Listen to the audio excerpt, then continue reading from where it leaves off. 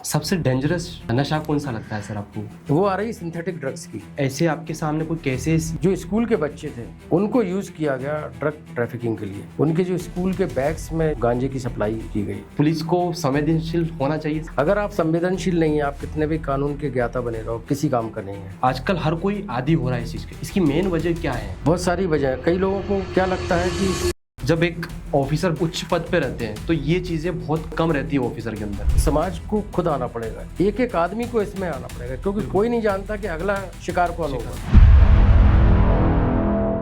Distraction जो है आज के यूथ में बहुत ज़्यादा है, चाहे सोशल मीडिया से हो या फिर बाकी चीज़ों को लेकर हो। बहुत सारे यूथ जो है हमारे, खासतौर पे यंग जनरेशन है, जो कैरियर प्लानिंग की स्टेज में है, वो एबिलिटी को वो यूज़ ना करते हुए वो जो हाथ में हमारे खासतौर पे जो मोबाइल है, इसको छोड़ने के लिए, इसको दूरी बनाने के लिए क्या करना पड़ेगा? कोई भी इंसान पूरे होश में कोई बहुत गंभीर तरह की घटना नहीं करता। मैं आपका दोस्त कुमार अर्जुन यादव एक बार फिर से आपका स्वागत करता हूँ। ये पॉडकास्ट जो है 2016 बैच के IPS officer Dilip Kumar Soni sir, और सर का अभी मैं बताऊं तो आगर मालवा जिले में वो अभी एसपी के पद पर तैनात है। तो इनसे जानेंगे ओवरऑल उनके कार्यशैली के बारे में, चैलेंजेस के बारे में, साथ साथ जो एक अभी अभियान चला जा रहा है नशे से दूरी है जरूरी, इस अभियान के बारे में भी जानेंगे। आपके कोई सुझाव हो कि हमें और किस टाइप के पॉडकास्ट करना चाहिए, किस ऑफिसर के करना चाहिए, आपको लगता है तो कमेंट करके जरूर बताएं। हम कोशिश करेंगे उनके साथ भी पॉडकास्ट करने की। चलिए हम शुरुआत करते हैं बिना देरी के। स्वागत है सर हमारे पॉडकास्ट में। मुझे बड़ी खुशी हो रही कि मैं अपने जिस जिले से हूँ उसी जिले के एसपी सर के साथ पॉडकास्ट करने का मौका मिला। धन्यवाद अर्जुन जी। आप मेरी बड़ी शुभकामना है कि आप ऐसे ही खूब सारे पॉडकास्ट करते रहें और काफ़ी अपना नाम रोशन करें और आगर जिले का भी नाम रोशन करें। Sir thank you so much. Sir Agar Malwa में अभी 1 महीने के लगभग हुआ है आपको, कैसा क्या रहा सर आगर मालवा का अभी तक का अनुभव? आप आगर मालवा बड़ा ही एक सुंदर स्थान है और ये देवी जी का स्थान है, नलखेड़ा की जो बगलामुखी की देवी यहाँ पर विराजमान है।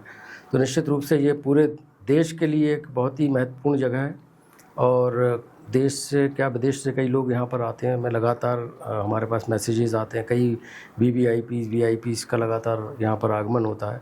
तो ये बड़ी धार्मिक जगह है और एक यहाँ की पॉजिटिविटी, एक यहाँ की वाइब बड़ी अलग है। और यहाँ के सबसे बड़ी बात है, यहाँ के लोग बहुत अच्छे हैं, बहुत ही अच्छे लोग लगे मुझे। इतने वेलकमिंग, जैसी मैं आया हूँ तो लगातार लोग स्वागत ही करते आ रहे हैं। तो ये इस तरह का मेरा एक्सपीरियंस और किसी ज़िले में अभी तक नहीं रहा। तो मैं कहता हूँ यहाँ की जनता, यहाँ के लोग, हर कुछ बहुत अच्छा है यहाँ पे।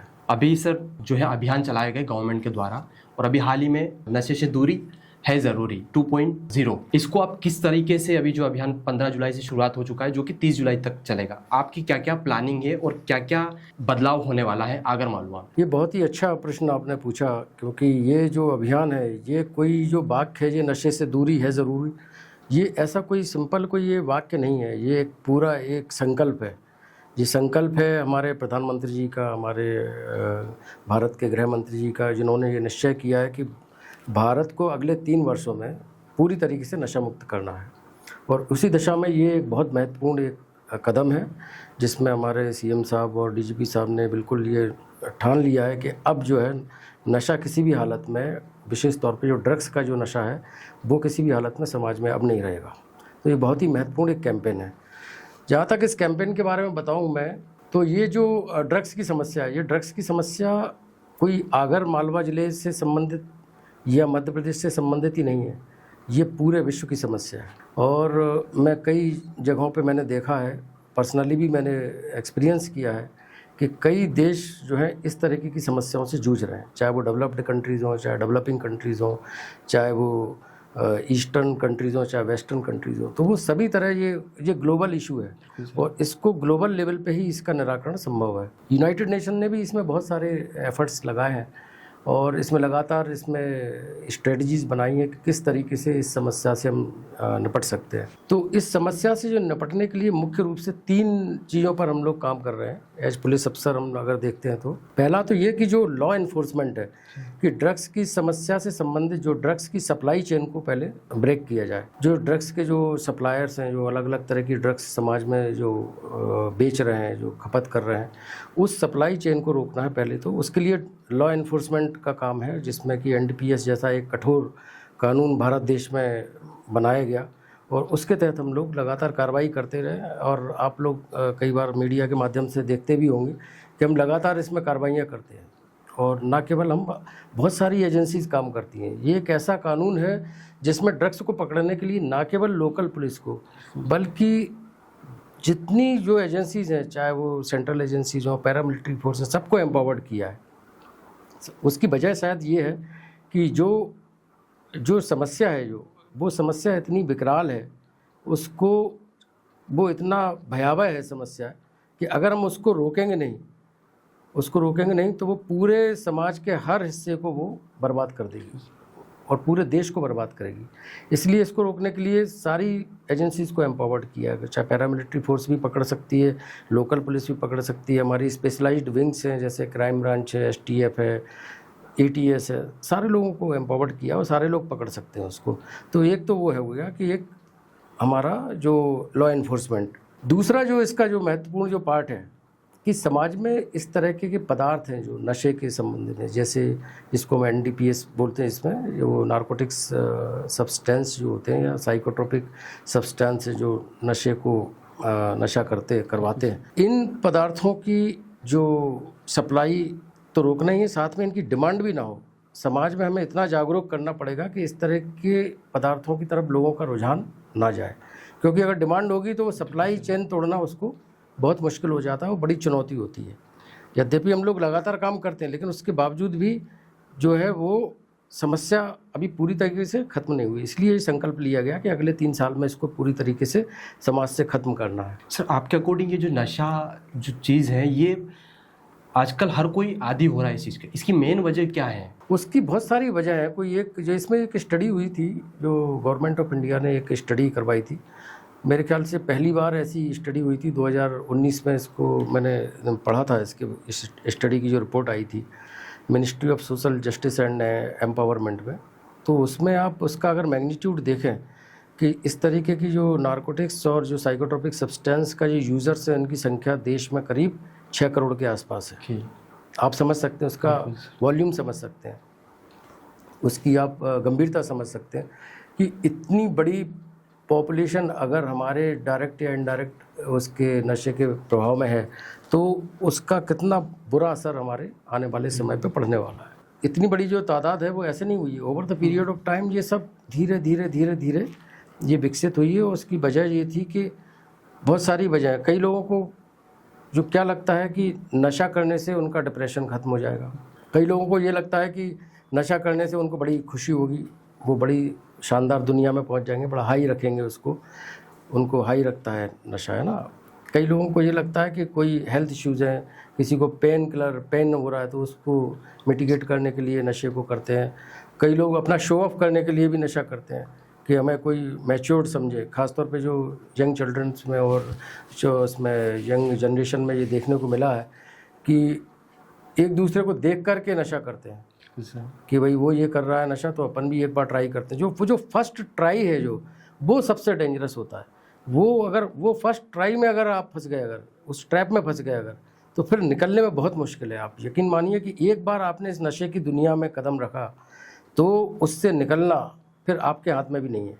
तो इसलिए बार बार हम सबको ये बोलते हैं कि नशे की तरफ आप देखो ही मत, सोचना भी नहीं है, करना तो दूर की बात है, मैं तो कहूँगा आप उस तरफ सोचो भी नहीं, क्योंकि जैसे ही आपने सोचा तो आप निश्चित रूप से आप कहीं ना कहीं उस तरफ आप झुकाव आपका बढ़ेगा और आप कोई ना कोई स्टेप ऐसा लेंगे जिससे आप नशे की दुनिया में ट्रैप में फंस जाएंगे। सबसे डेंजरस नशा कौन सा लगता है सर आपको? सबसे पहले क्या होता था कि प्लांट बेस्ड जो नशे थे, जैसे चाहे वो ओपियम हो, चाहे वो आपका गांजा हो, और ये सब, ये पहले उस तरीके के नशे थे जो कई सदियों से लोगों को दिमाग में थे और लोगों को पता था कि हाँ ये ऐसा नशा होता है। लेकिन जो सबसे डेडली जो अभी प्रॉब्लम हम लोगों के सामने आ रही है, वो आ रही है सिंथेटिक ड्रग्स की। तो जो केमिकल कंपोनेंट उन नेचुरल जो उसमें मिलते थे, उनको लोगों ने, ट्रैफिकर्स ने या स्मगलर्स ने क्या किया कि उसका जो केमिकल कंपोजिशन को उसी को रखा और उसमें थोड़ा सा चेंज करके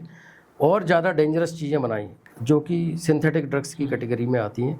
और सिंथेटिक ड्रग्स में जैसे आजकल MD का बहुत नाम सुन रहे होंगे आप, ऐसे बहुत सारे LSD है, ऐसे तमाम तरह के नए नए नामों से ये सिंथेटिक ड्रग्स समाज में इनकी खपत हो रही है और ये बहुत ही चुनौती वाला है हम लोगों के लिए, क्योंकि इनको पहचान में आना इनके लिए, क्योंकि ये एक नॉर्मल जो फार्मास्यूटिकल ड्रग्स है वैसा देखने में लगेगी, तो पहले तो उसको पहचान करना, और उसके इफ़ेक्ट्स इतने डेंजरस हैं कि क्योंकि कोई स्टडी नहीं हुई उस पर, कोई रिसर्च नहीं हुई उस पर, कोई कितनी उसकी जो डोज कितनी घातक हो सकती है, कितना डोज मैक्सिमम ले सकता आदमी, इसके बारे में कुछ भी पता नहीं है। तो कई बार आदमी ओवरडोज ले लेता तो उसकी वजह से उसका जीवन समाप्त हो जाता है। कई बार इसमें इतने साइड इफ़ेक्ट्स आते हैं क्योंकि कोई रिसर्च और कोई उसका एक्सपीरियंस नहीं किसी को भी। तो जो ट्रैफिकर्स, चूँकि ये क्या है, बहुत लोग जो अपराधी हैं, जो स्मगलर्स हैं, वो इसको बड़ा ल्यूक्रेटिव बिजनेस मान के चलते हैं कि बहुत ह्यूज मनी उनको मिलती है इसमें, जो कि निश्चित रूप से बहुत ही गलत है और ये बिल्कुल अपराध से अर्जित संपत्ति है। ये तो उस तरीके की अगर वो इतना पैसा अगर इन्वॉल्व है तो वो सबसे शॉर्टकट तरीका इसको मानते हैं। पहले जो लोग, जो अपराधी बड़े बड़े जो ऑर्गेनाइज्ड क्रिमिनल्स होते थे, वो जैसे आपने सुना होगा, पहले वो आर्म्स में ट्रेड करते थे, आर्म्स की सप्लाई करते थे ना। कुछ पहले गोल्ड का हुआ करता था पुराने ज़माने में, तो अब वो धीरे धीरे वो शिफ्ट कर रहे हैं इस पर। उनको ये लगता है कि ये बहुत ज़्यादा कम एफर्ट्स में ज़्यादा पैसा कमाना, जो कि बहुत ही घातक है और देश के लिए बहुत खतरनाक है, हमारी इकोनॉमी के लिए बहुत खतरनाक है, हमारे समाज के लिए, समाज की हेल्थ के लिए बहुत इश्यूज़ है। तो पूरी हमारी यंग जनरेशन खासतौर पर जब बर्बाद होती है, तो इस तरीके से ये बहुत ही घातक है और इसको किसी भी हालत में हमें रोकना पड़ेगा। और इसको रोकने के लिए हमारी एजेंसीज जो काम कर रही हैं, जो लॉ इन्फोर्समेंट एजेंसीज हैं, लेकिन समाज को खुद आना पड़ेगा, एक एक आदमी को इसमें आना पड़ेगा, क्योंकि कोई नहीं जानता कि अगला शिकार कौन होगा।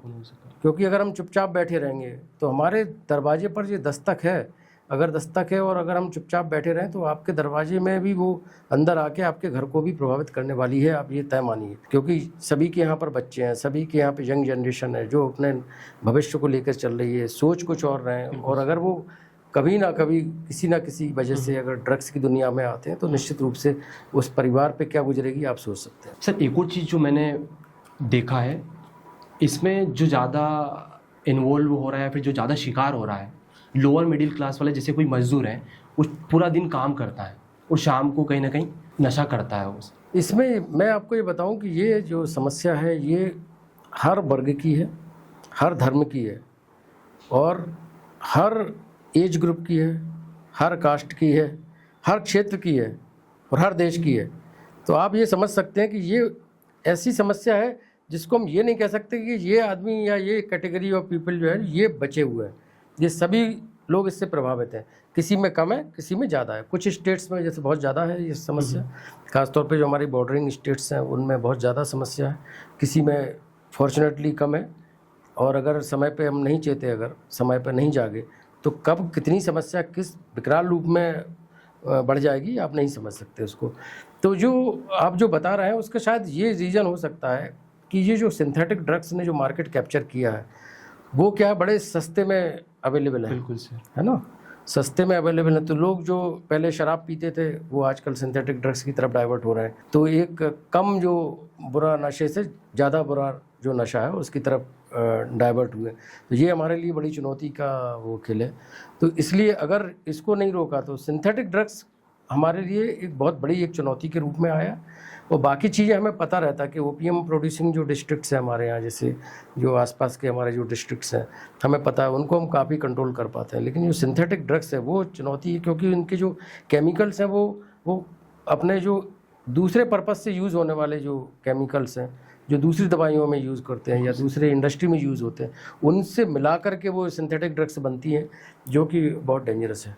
सर, आपके बारे में मैंने पढ़ा था, आपने नारकोटिक्स में भी आप रहे हैं, तो उसमें क्या क्या चीज़ें आप चैलेंजेस रहते थे, कुछ ऐसा एक्सपीरियंस जो शेयर करना चाहे ताकि आगे वाले जो यूथ वो चीज़ें ना करें। नारकोटिक्स में मैं रहा हूँ, और इसमें आपको बता दूं कि हमारे मध्य प्रदेश पुलिस में एक नारकोटिक्स विंग जो है, एक स्पेशलाइज्ड विंग है जो पूरे मध्य प्रदेश की नीड्स को कैटर करती है। और इसमें इसका हेडक्वार्टर जो है भोपाल में है, और इसका एक पूरी यूनिट जो है इंदौर में इस्टेब्लिश्ड है, थाना भी है इसका एक अपना, और इसके एक एसपी जो हैं वो मंदसौर में बैठते हैं, एसपी नारकोटिक्स, और इसका अपना एक पूरा एक सेटअप है।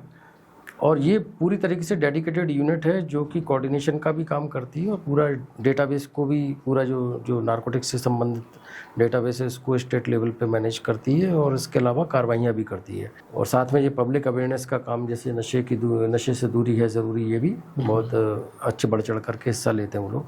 तो ये बहुत एक ज़रूरी कदम है और ये बहुत पहले ही इसको इस्टेब्लिश किया जा चुका था। तो उसमें मुझे रहने का अपॉर्चुनिटी मिली, तो मुझे बड़ा अच्छा लगा कि ये बड़ा एक नोबल कॉज है।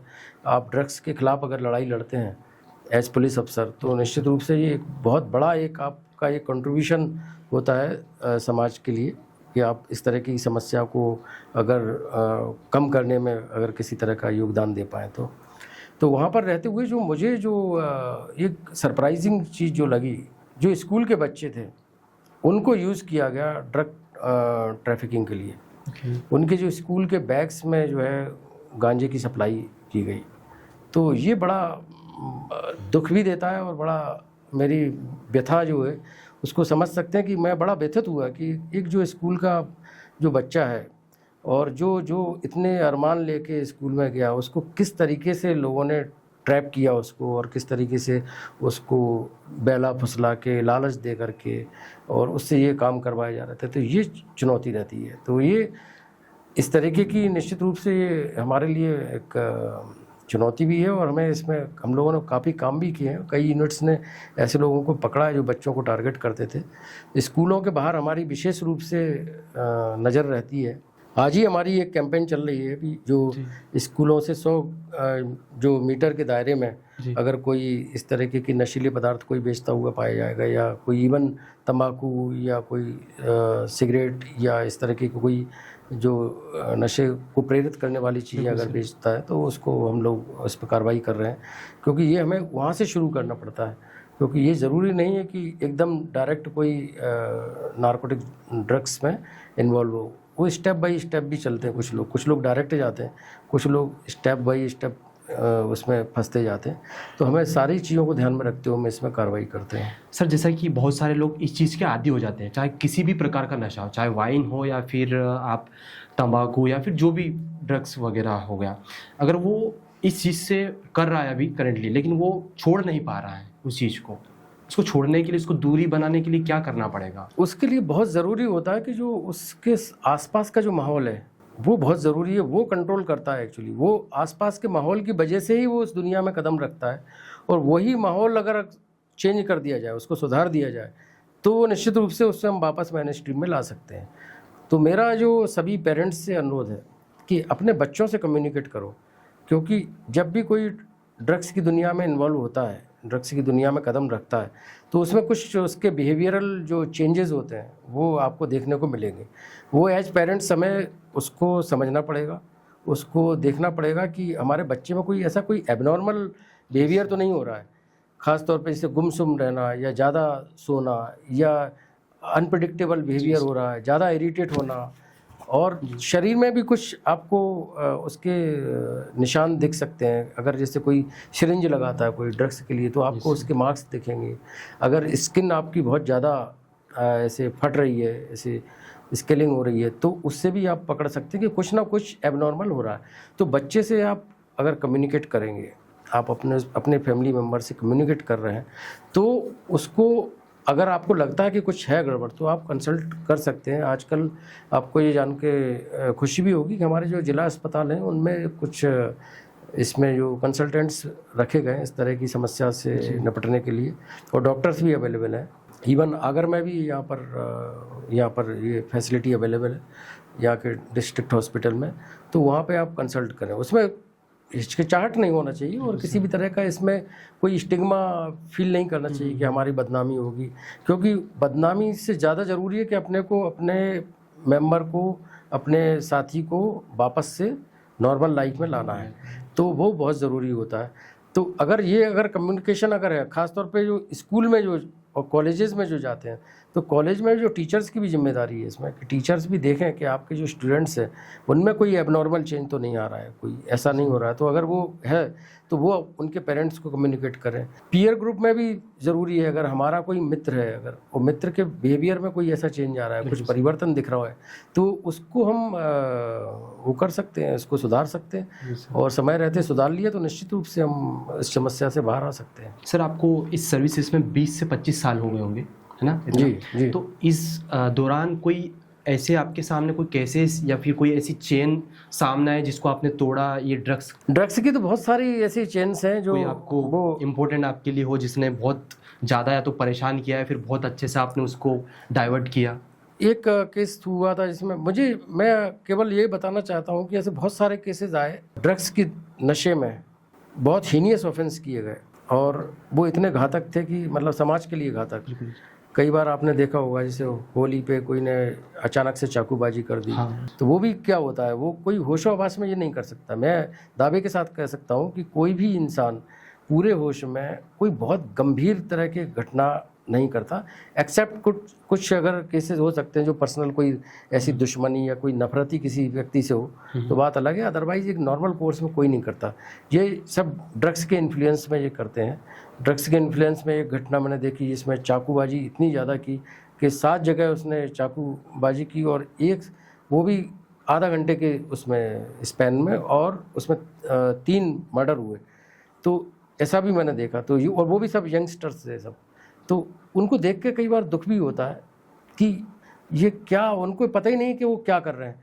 जब होश में आते तब पता चलता है, तब तक तो वो बिहाइंड द बार्स रहते हैं और सज़ा हो चुकी होती है। जब तक उनको कोई समझाने वाला नहीं है। तो अगर ये जब तक हम लोगों को अवेयर नहीं करेंगे, लोगों को समझाएंगे नहीं कि उसके दुष्प्रभाव क्या हैं, तब तक बहुत मुश्किल है इस समस्या से निपटना। और इसीलिए इस तरह के कार्यक्रम, नशे से दूरी है ज़रूरी, ये 2.0 जो है ना, इसका जो पहला जो फेज़ है वो पिछले साल शुरू किया गया था। बड़े मैसिव लेवल पे कैंपेनिंग हुई थी इसमें, और इसमें बहुत सफलता मिली थी हम लोगों को, और उसी को देखते हुए इस बार पूरा ये अभियान चलेगा। और ये केवल 15 दिन का अभियान नहीं है कि 15 दिन तक हम लोग चलाएंगे, ये तो लगातार कार्रवाई जारी रहती है। और ये लोगों के ये लाइफ स्टाइल में आना चाहिए। जो एक अच्छी आदतें जो होती हैं वो जब तक हम एक्सेप्ट नहीं करेंगे, जब तक उनको हम आत्मसात नहीं करेंगे, तब तक जो है वो इस तरह के खतरे हमारे लिए बने रहेंगे। मुझे लगता है सर अवेयरनेस भी बहुत ज़रूरी है। जब तक आप अवेयर नहीं होगे, क्योंकि यहाँ पे जो एजुकेट नहीं है, चाहे गांव वाले इलाके हैं, शहरी में तो ठीक है, लेकिन जो ग्रामीण जो क्षेत्र है उनमें इतनी ज़्यादा अवेयरनेस नहीं है। उनको ना तो फ़ायदा पता है कि इस चीज़ का फ़ायदा क्या होगा, या फिर जो नुकसान होने वाला है ना उन्हें पता। उन्हें तो बस अपना जो शौक है वो पूरा करना है। और ये जो अवेयरनेस है, इससे लगता है कि चीज़ें बेहतर होगी। इसलिए हम लोगों ने इस बार जो प्लानिंग की है वो ग्राम चौपाल का आयोजन, ग्राम चौपाल मतलब गांव-गांव तक हमें पहुंचना है। हमारे सारे थाने, हमारे सारे चौकियां, हमारा स्टाफ, बीट प्रभारी, सब लोग गांव-गांव में घूम रहे हैं और गांव के लोगों से इंटरेक्ट कर रहे हैं। बिल्कुल सर। उनको समझा रहे हैं, उनको कई चीज़ें हम क्वेश्चनियर भी दे रहे हैं, उनसे पूछताछ भी कर रहे हैं कि, और साथ में उनको हम प्रेरित भी कर रहे हैं कि अगर कोई भी इस तरीके की जो माफिया लोग हैं, जो ड्रग ट्रैफिकर्स हैं, जो आपके अगर बीच में कहीं आ रहे हैं, कुछ इस तरह के नार्कोटिक सब्सटेंस बेचने के लिए आ रहे हैं, तो आप पुलिस को सूचना दें। अदरवाइज़ क्या, आप सूचित नहीं करेंगे तो भी आपकी समस्या खत्म नहीं होने वाली है। तो भी कितनी भी आप अवेयरनेस कर लो, अगर जब तक दोनों का कॉम्बिनेशन नहीं होगा, तो जो हमारी जो स्ट्रेटजी क्या है, लॉ एनफोर्समेंट, जिसमें पकड़ धकड़ हम करते हैं, लोगों को पकड़ते हैं, उनका जो सप्लाई चेन जो है इस तरह की सब्सटेंस की, वो उसको तोड़ते हैं। साथ में डिमांड रिडक्शन, जिसके लिए ये इस तरह का कार्यक्रम चलाया जा रहा हो। और तीसरा जो पार्ट रहता है कि अगर इनकेस अगर कोई ड्रग्स की दुनिया में कदम रख चुका है, वो ड्रग्स में इन्वॉल्व हो ही गया है, और अब उसको कैसे ठीक किया जाए, तो उसको वापस मेन स्ट्रीम में लाना है, वापस उसको नॉर्मल लाइफ में लाना है। तो उसके लिए रिहेबिलिटेशन वाला जो काम है वो भी हमारा दायित्व है, और हम लोग करते हैं उसको। जैसा कि आप सभी को बताऊंगा कि सर का जो है सिंगिंग का बहुत शौक है। मुझे पता चला जब सर से बात की तो बहुत कुछ जानने को मिला, बहुत कुछ सीखने को मिला। तो सर मैं आपसे जानना चाहूँगा कि आपके जीवन में सिंगिंग का आप किस तरीके से उपयोग किया आपने अपनी पुलिसिंग में? हाँ, मैं आपको, बहुत अच्छा प्रश्न आपने पूछा ये कि सिंगिंग मतलब एक पैशन है, और उसको मैंने यूज़ किया अपनी पुलिस में। तो अभी जो नारकोटिक्स की जो कैंपेनिंग जो चल रही है, इसमें जो आप जो थीम सॉन्ग सुन रहे हैं, नशे से दूरी है जरूरी, तो ये भी हमारे द्वारा तैयार किया गया था। और इसमें मेरी वाइफ ने, जो खुद एक पुलिस अफसर है, और उनके द्वारा ये लिखा गया। तो इस तरीके से बनते बनते अच्छा एक कैची एक मेलोडी बन गई, और उसके बाद फिर हमारे डीजीपी साहब ने इसको रिलीज़ किया। और आज ये सभी सरकारी जो सीयूजी नंबर्स हैं हमारे पुलिस के, उसका ये डायलर टोन है। तो हमने इस तरीके से यूज़ करते हैं। तो म्यूज़िक और पुलिस अगर आप दोनों को कंपेयर करें तो बहुत सारी सिमिलरिटीज़ हैं इसमें। तो जैसे पुलिस भी एक क्या टीम वर्क है, और म्यूज़िक भी एक टीम वर्क है। म्यूज़िक में भी बहुत सारे आप लोगों से को साथ में लेकर के कोई अच्छा क्रिएशन करते हो, या कुछ अच्छी आप म्यूज़िक बनाते हो या उसको गाते हो, तो उसमें आपको कोऑर्डिनेशन की ज़रूरत पड़ती है। ऐसा नहीं है कि रिदम कहीं जा रहा है और सिंगिंग हम कहीं और कर रहे हैं, कहीं नोट्स कोई अपने कोरस में आप गाना गा रहे हैं और उसमें कोरस में एक आदमी कुछ और नोट लगा रहा है, दूसरा कुछ गलत नोट लगा रहा है, तो वो पूरा जो उसका जो म्यूज़िक का जो फील है और जो उसका जो पर्पज़ है वो ख़त्म हो जाता है। सेम उसी तरीके से पुलिस है। पुलिस में भी बहुत सारे हमारे टीममेट्स रहते हैं, जो टीम मेंबर्स हैं, बहुत सारे एक साथ लोग मिलकर के काम करते हैं। कोई हम ऑपरेशन में जा रहे हैं, कोई काम कर रहे हैं, कोई अभी जैसे ये अभियान चल रहा है, अब इसमें कोई गलत काम कर दे कोई, तो हमारा जो पर्पज़ है वो ख़त्म हो जाता है। परेड हम करते हैं, तो परेड में भी क्या है, म्यूज़िक ही तो है। जो बीट पर ही तो हम लोग सब लोग उसको पैर मिलाते हैं, अपने हाथ पैर, तो तब जाके वो सिंक्रोनाइजेशन दिखता है, तब जाके वो ब्यूटी और डिसिप्लिन दिखता है कि इस पर्टिकुलर बीट पे आपका पैर कहाँ होना चाहिए और हाथ कहाँ होना चाहिए। जो म्यूज़िक और पुलिस का कितना क्लोज रिलेशन है। तो म्यूज़िक की तो मतलब आपकी जो जब हम भर्ती होते हैं पुलिस में और जब परेड ग्राउंड पर उतरते हैं, तो सबसे पहली शुरुआत ही रिदम से ही होती है। सबसे पहले तो बिगुल ही सुनता है, तो बिगुल भी क्या म्यूज़िक ही है। एक पर्टिकुलर उसकी एक ट्यून रहती है, जो आपको ट्यून सुन के आपको पता रहता है कि आपको फॉल इन होना है ग्राउंड पे, फिर एक रिदम बजेगा, रिदम पे आपको पैर मिलाते हुए परेड करना है। तो ये म्यूज़िक और पुलिस का, वो पुलिस बैंड को तो इतना प्रमोट किया जा रहा है अभी कि हर ज़िले में अब पुलिस बैंड का गठन किया जा रहा है। तो वो हमारी जो लीगेसी चली आ रही है, जो हमारा ये वो पुलिस का एक बड़ा सम्मानित एक वो काम रहता है कि ये एक अच्छा डेकोरम वाला जो बात है वो पुलिस बैंड की रहती है, तो उसको हम लोग यूज़ करते हैं। सर अगर सिंगिंग की मैं बात करूं तो मैंने जो सर्च किया था आपके बारे में, तो एक कुछ आपने बॉलीवुड वगैरह में भी परफॉर्मेंस किया है गाने में, तो वो कैसा क्या रहा था? वो म्यूज़िक का जैसे मैंने बताया कि मेरा शौक़ था, तो एक बार एक सॉन्ग मेरा मोनाली ठाकुर जी के साथ में है, जो कि पलक मुछाली ने लिखा था। वो बड़ा जी म्यूज़िक कंपनी से रिलीज़ हुआ था वो। तो और उसके बाद लेकिन फिर व्यस्तता इतनी रहती है कि अपॉर्चुनिटी दोबारा ऐसी मिलती नहीं है, और ना ही फिर मैंने प्रयास कर पाया। तो वो एक अपॉर्चुनिटी थी, तो मैंने उसको यूज़ किया, और उसके बाद तो इस तरीके। लेकिन फिर मैंने अपना अभी एक कोविड के दौरान भी मोटिवेशनल एक सॉन्ग को रिकॉर्ड किया था, तो उसके बाद उसको निकाला था। और हमारे आईजी इंदौर जो विवेक शर्मा साहब थे तब, उनका एक बहुत अच्छा एक कार्यक्रम चलाते थे वो कोरोना वाले पीरियड में, कि गीत हम गाएंगे और कोरोना को हराएंगे, ऐसा एक कार्यक्रम। वो डेली वायरलेस सेट पर सारे पुलिस अफसरों से बात करते थे। वो वायरलेस सेट पर ही वो सॉन्ग लोगों को सुनाना होता था, पर डे किसी ना किसी का नंबर आता था। तो उसी कड़ी में हम लोगों ने एक ये गाना रिकॉर्ड किया था, और उसके बाद फिर वो रिलीज़ किया था। काफ़ी उसको सराहा गया था, और काफ़ी इमोशनल हमने उसको बनाने का प्रयास किया था, क्योंकि उसी दौरान हमारे एक साथी, एक इंस्पेक्टर की कोरोना से इसमें डेथ हुई थी, और वो शहीद हुए थे अपनी ड्यूटी करते। तो बहुत ही एक इमोशनल सीन था उस वक्त। उसको उस वक्त क्या पुलिस को मोटिवेट करना लोगों को अपने, उसके लिए बहुत ज़रूरी था।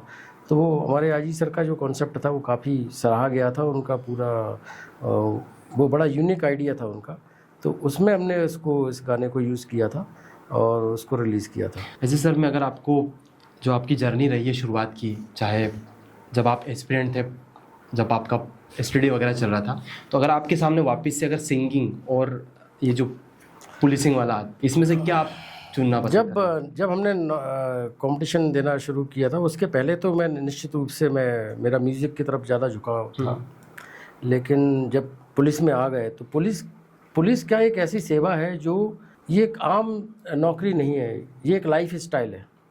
ये आपको जीना पड़ती है, आपका सुबह से लेकर रात तक एक एक लाइफ स्टाइल में आप ढलते हो, तब जाके वो पुलिसिंग में आप अपना आउटपुट दे पाते हो, तब जाके आप वो कर पाते हो जिसके लिए आप नौकरी में आए हो। तो ये बाकी सेवाओं से ये बिल्कुल अलग है। तो इसलिए इसमें जब आप आ जाते हो फिर सब चीज़ें सेकेंडरी हो जाती है। तो प्राइमरी फोकस आपका फिर नौकरी है और ये सेवा है, उसके बाद फिर बाकी सब चीज़ें बैक में चली जाती है। लेकिन तो भी चूँकि मेरा बहुत ज़्यादा पैशन था म्यूज़िक और मेरा, तो इसलिए उसको मैंने कुछ हद तक उसको परस्यू किया था। सर हॉबी में अगर और बात करूँ मैं, तो और क्या क्या चीज़ों में आपका इंटरेस्ट रहता है काम के अलावा? जो फोटोग्राफी का बहुत शौक़ है, ख़ासतौर पे सिनेमाटोग्राफी का। तो ये भी सब बचपन से मैं इसको सीखने की बहुत कोशिश की और लगातार कुछ ना कुछ अपन सीखते रहते हैं। कुछ जब भी टाइम मिलता तो मैं उसको ज़रूर पढ़ता हूँ, देखता हूँ उसमें क्या कर सकते हैं।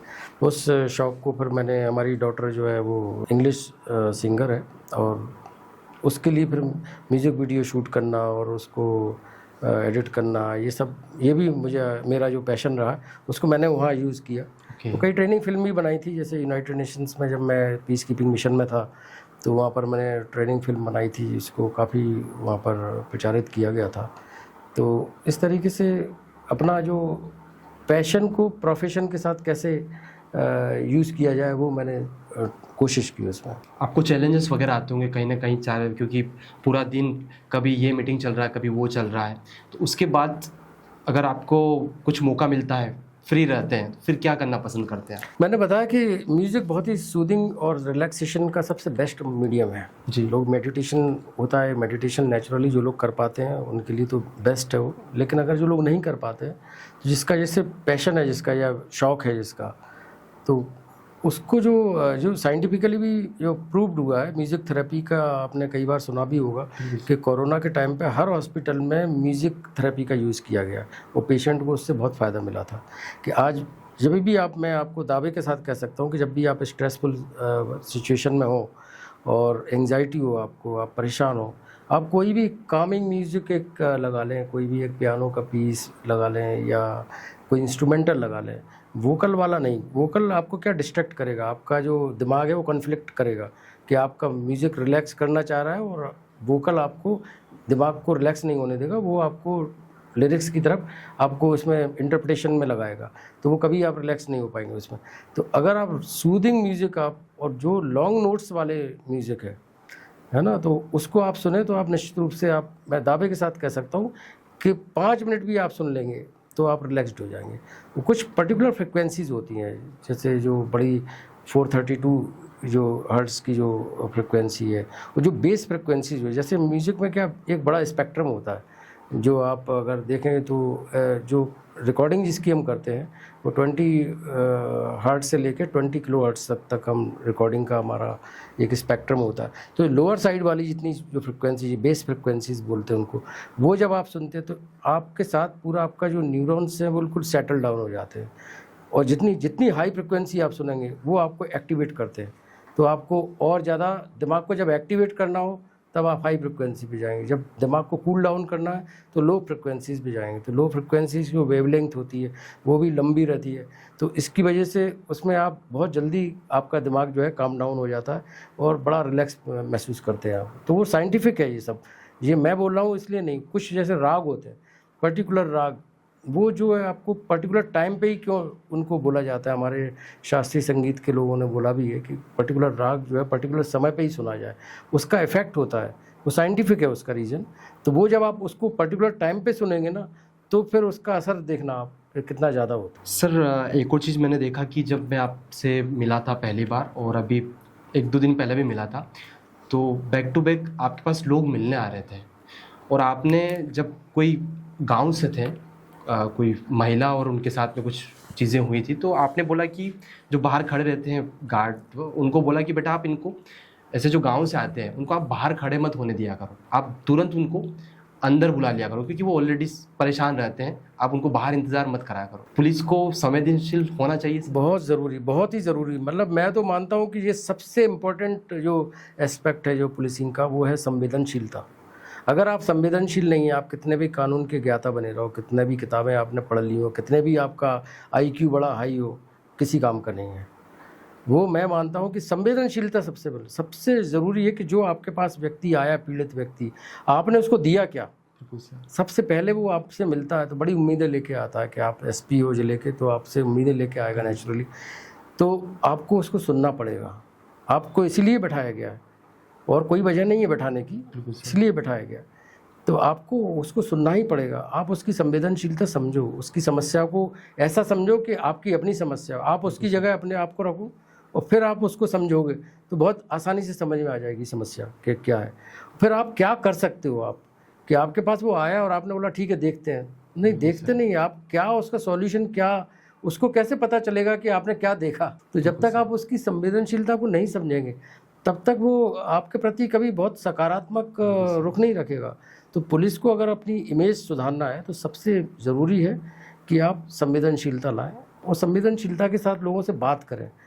क्रिमिनल्स के साथ आप हैवी हैंडेडली डील करें जी। क्रिमिनल्स के साथ जो है उनको उसी भाषा में बात करें जो वो समझते हैं। लेकिन एक आम इंसान जो मजबूर इंसान है, जो बेचारा जो चल के आ रहा है, गांव-गांव से चल के आ रहा है, वो इंतज़ार कर रहा है, तो मुझे लगता है ये सब चीज़ें जो है ना पुलिस को इसमें ध्यान देते ही हैं हम लोग। लगातार संवेदनशीलता की जो हम लोगों की पिछले कई दशकों से जो बात चल रही है ना, संवेदनशील तो इसलिए चल रही है कि जो लोग मतलब लोगों की समस्याओं को बहुत आसानी से समझ पाएँ और तुरंत इसका क्या निराकरण हो सकता है कानून के दायरे में वो करें। ऑनेस्टली सर मुझे भी बहुत अच्छा लगा था जब ये आपकी बात से सुना मैंने और उनको बोला कि ऐसे खड़े मत रिहा दिया करो। तो क्योंकि जब एक ऑफिसर उच्च पद पे रहते हैं तो ये चीज़ें बहुत कम रहती है ऑफिसर के अंदर। आपने सही बताया कि दूर दूर से आते हैं और वो बड़ी उम्मीदें लेके आते हैं हमसे, अगर हम नहीं सुनेंगे तो कौन सुनेगा। बिल्कुल सही है। और सर जो चैलेंजेस आते हैं पर डे आपको, वो आप उनके साथ में कैसे डील करते हैं, क्योंकि अलग अलग प्रकार के चीज़ें आती है। पुलिस की नौकरी में रोज़ एक नई चुनौती आपके सामने रहती है। रोज़ क्या, कई बार तो एक दिन में कई चुनौतियाँ आती, तो हर वक्त आपका रोल अलग अलग होता है। कई बार आपको बड़े सॉफ्टली डील करना है, कई बार बड़ा आपको इंटेरोगेशन करना है किसी को, कई बार कोई बड़े क्रिमिनल से डील करना है। तो हर जगह आपको अपना जो व्यवहार है वो बदलता रहता है, तो आपको उसके तरह से एडेप्ट करना बहुत ज़रूरी है। तत्काल आप कैसी सिचुएशन में आप उसको हैंडल करते हो, वो जब तक आपकी ट्रेनिंग नहीं होगी, जब तक वो आप नहीं समझ सकते, तो फिर आप एक कभी भी सफल पुलिस अधिकारी नहीं बन सकते। तो ये बेसिक चीज़ें हैं। मैं हमेशा अपने सबॉर्डिनेट्स को, अपने कोलीग्स को ये बताता हूँ कि आपको इस सिचुएशन में ऐसे हैंडल करना है, जी सर। इस सिचुएशन में ऐसे हैंडल करना है, ये आपको नहीं बोलना है, ये बोलना है, कब कौन सी चीज़ बोलना है, कब कौन सी चीज़ नहीं बोलना है, ये बहुत ज़रूरी होती है। गलत टाइम पे गलत बात बोल दी अगर आपने, तो अगर लॉ एंड ऑर्डर नहीं हो रहा होगा तो भी लॉ एंड ऑर्डर होगा। आजकल क्या है ना, पहले भी बहुत ज़्यादा लोग पुलिस से डरते हैं। चाहे किसी गांव में अगर कोई वर्दी में कोई ऑफिसर खड़ा हुआ है, गया है, तो अलग उनकी मेंटेलिटी अलग चेंज हो जाती है। तो ये डर जो है पुलिस के प्रति लोगों का, इसको कैसे कम करें? ये डर जो है, चूँकि हमारी जो लीगेसी रही है वो ब्रिटिश का जो कॉलोनियल पीरियड है उसकी वजह से जो शुरुआत से जो पुलिस के बारे में डराने की जो प्रवृत्ति रही समाज में कि पुलिस आ जाएगी, पुलिस पकड़ लेगी, जबकि डेवलप्ड कंट्रीज़ में ऐसा नहीं होता है। इवन जहाँ ब्रिटेन से जो पूरा मॉडल लिया गया है, उनके यहाँ पे ऐसी पुलिस नहीं है, उनको नहीं डराते हैं, वो पुलिस पे वहाँ ज़्यादा विश्वास करते लोग। हमारे यहाँ भी इस चीज़ को रिकॉग्नाइज़ किया गया और अब लगातार आप देख रहे हैं कि कम्युनिटी पुलिसिंग एक अलग से हमारे यहाँ एक पूरी वो है, एक पुलिसिंग का एक मॉडल है पूरा, जो कि बिल्कुल जो PHQ से लेके सारे ज़िलों में कम्युनिटी पुलिसिंग को ही फॉलो करते हैं और वो ज़रूरी हो गया। वो जो आप ये देख रहे हैं जो नशे से दूरी है ज़रूरी, ये कम्युनिटी पुलिसिंग का पार्ट है। और कम्युनिटी से कैसे जुड़ें आप, क्योंकि जब तक आप कम्युनिटी, क्योंकि हमारा क्लाइंट कौन है, कम्युनिटी है, हम उनकी सर्विस के लिए बने हैं, हम उनकी सेवा के लिए बने हैं। अगर हम उनसे दूरी बना के रखेंगे तो फिर हमें समझ में नहीं आएगा कि हमें क्या करना है।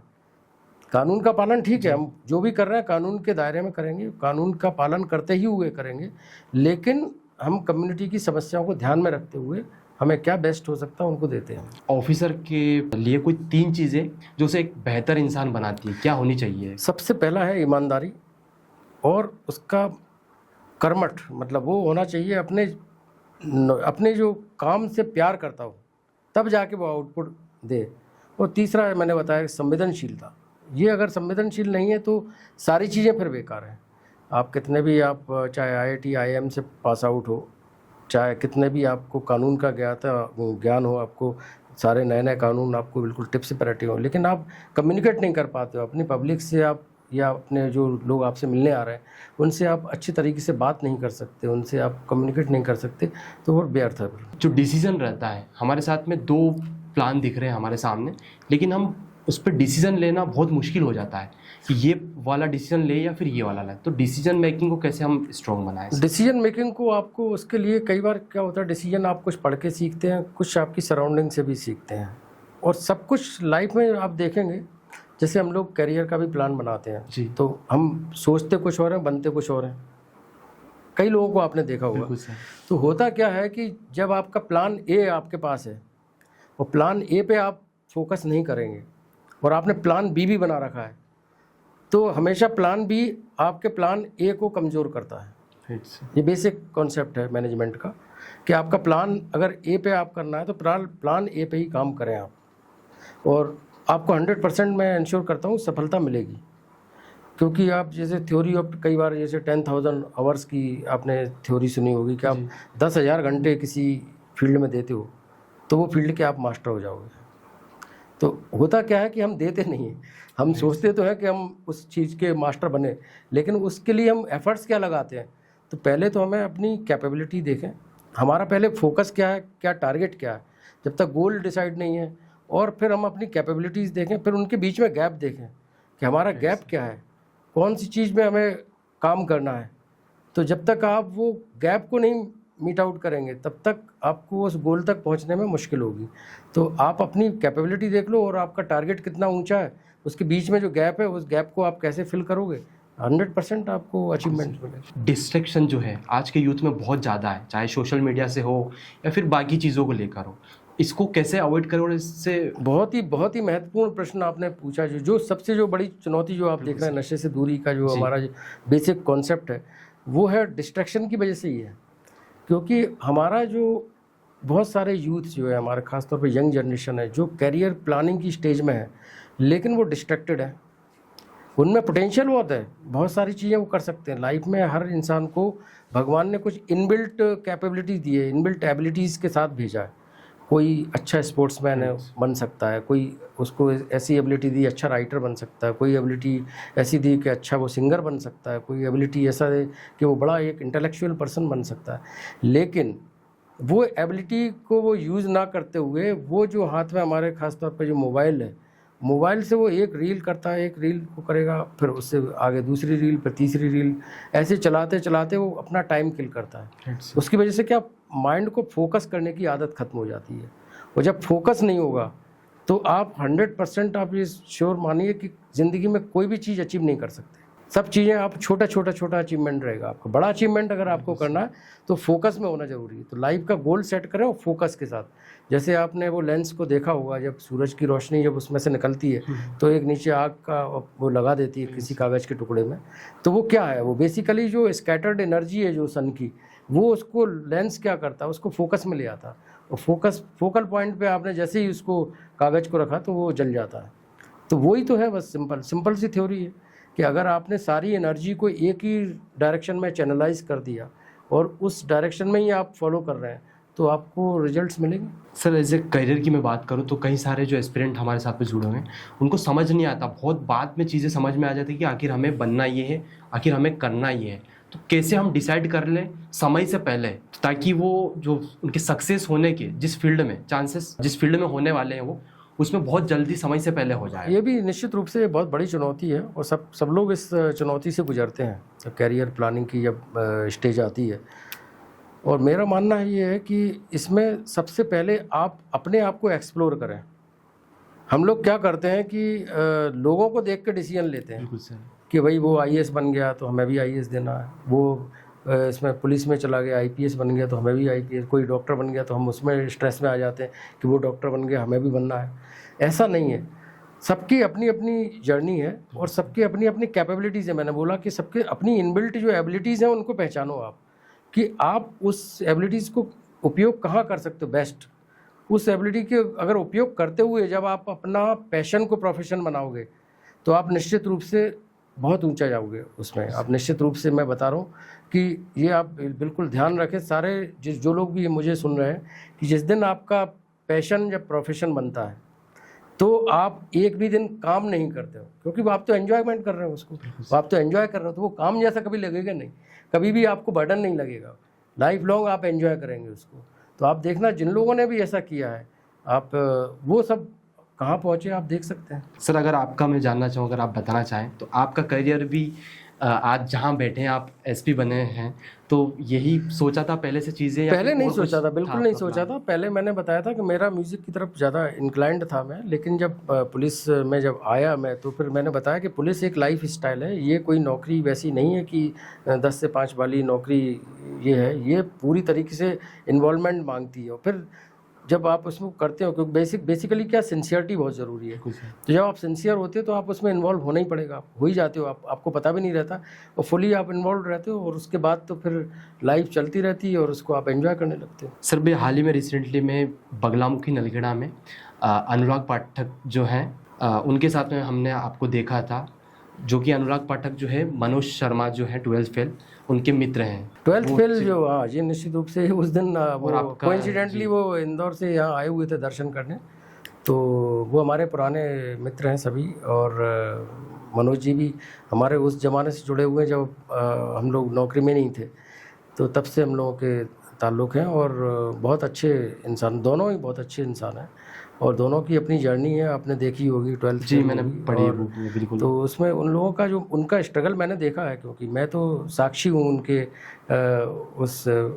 उस जर्नी का, जब वो स्ट्रगल कर रहे थे, जब कॉम्पिटिटिव एग्ज़ाम्स का, और जब उन्होंने किस तरीके से एग्ज़ाम क्लियर किया और किस तरीके से वो उनको सक्सेस मिली, और किस तरीके से उन्होंने उस करियर को आगे बढ़ाया, वो भी इम्पोर्टेंट है कि आप केवल सिलेक्शन तक सीमित नहीं रहे। वो उन्होंने जिस तरीके से अपनी सर्विसेज दी हैं दोनों ने, वो बहुत ही काबिल तारीफ़ है, और मैं तो उनका बड़ा प्रशंसक हूँ, और वो आज भी हम लोग बात करते हैं तो हमेशा वो पुराने दिन याद करते हैं। आपको आगे को लेकर कोई प्लानिंग हो, आगर को लेकर हो, या फिर आपने कोई विज़न सोच रखा हो, आपका कोई प्लान हो आगे जब तक भी आप इस सर्विसेज में हैं? निश्चित रूप से हमारा ये जो सर्विसेज है उसका वेल डिफाइंड मैंडेट है कि अपने को क्या करना है, जनता की सेवा करना है, लोगों की जान माल की रक्षा करना है।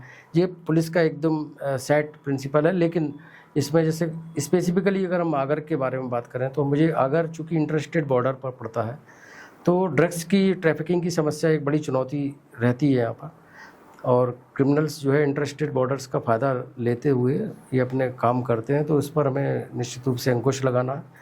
यहाँ पे ट्रैफिक में जो रोड एक्सीडेंट्स होते हैं उस पर भी हम लोग लगातार काम कर रहे हैं, कि जिससे कि रोड एक्सीडेंट्स में, क्योंकि अगर चाहे वो लैक ऑफ अवेयरनेस की वजह से या लॉ एनफोर्समेंट की वजह से, या कोई हमारा ट्रैफिक इंजीनियरिंग, रोड इंजीनियरिंग में हमें कुछ काम करके उसमें कुछ सुधार करना, कुछ स्पॉट्स को, ब्लैक स्पॉट्स का जो रेक्टिफिकेशन है उसको भी हम कर रहे हैं। तो एक वो एक चुनौती है, और साथ में हमें जो बंगलामुखी में जो लोग आ रहे हैं, देश विदेश से लोग आते हैं, उनके साथ कोई असुविधा ना हो, वो अच्छे तरीके से दर्शन कर सकें, इसके लिए भी हम लगातार प्रयास करते हैं, और कानून व्यवस्था यहाँ पर बिल्कुल चुस्त और दुरुस्त रहे, और आप सब जैसे लोगों से जुड़े रहें, लोगों से, जनता से जुड़े रहें, जनता की समस्याओं को हम कैसे ख़त्म कर सकते हैं, उसमें क्या कर सकते हैं, उसके लिए हम प्रयास कर रहे हैं। Thank you so much sir, आपने अपना बहुमूल्य समय निकाला, और मुझे ऑनेस्टली बहुत अच्छा लगा आपसे बात करके। बहुत बढ़िया आपने यहाँ पर सेटअप लगाया, एक छोटे से ज़िले में आप लोग जिस तरीके से काम कर रहे हैं निश्चित रूप से प्रशंसनीय है, और जितने भी जो कंटेंट क्रिएटर हैं जो, उनके लिए आप लोग बड़े एक इंस्पिरेशन के रूप में हैं, और आप लोगों के जैसे फॉलोअर्स हैं और जिस तरीके से आप लोगों से जुड़ते हैं, वो निश्चित रूप से काबिल तारीफ़ है। उम्मीद है आप सभी को ये सर का पॉडकास्ट अच्छा लगा होगा। हम लोगों ने कोशिश की है कि सर ने भी बहुत अच्छे से चीज़ों को क्लियर किया है, चाहे जो अभी अभियान चल रहा है नशे से दूरी है ज़रूरी 2.0। उम्मीद है आप सभी को कहीं ना कहीं जो पॉडकास्ट से आपकी जर्नी में कहीं ना कहीं बदलाव होगा, और अभी तक आपने चैनल को सब्सक्राइब नहीं किया तो सब्सक्राइब कर दीजिए। आपको कौन सा पार्ट अच्छा लगा इस पॉडकास्ट में वो कमेंट करके ज़रूर बताएं। मिलते हैं किसी और पॉडकास्ट में।